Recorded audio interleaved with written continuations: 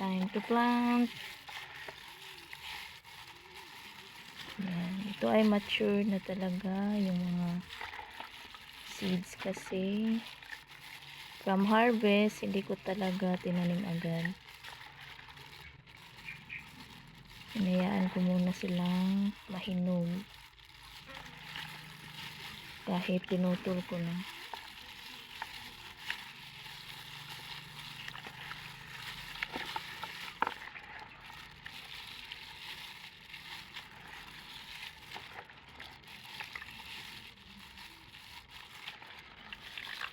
Yan o. Kulay yellow na sila.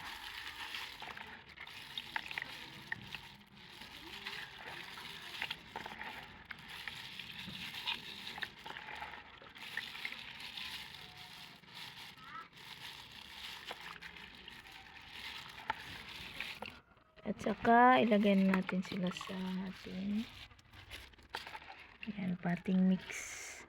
Decomposed rice salad, saka decomposed na saging.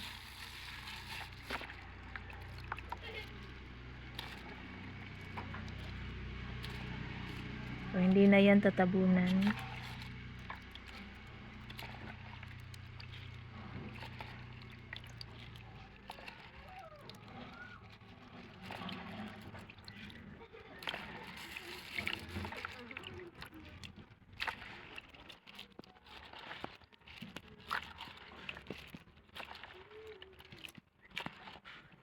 Ito nga pala ay broadleaf na compact.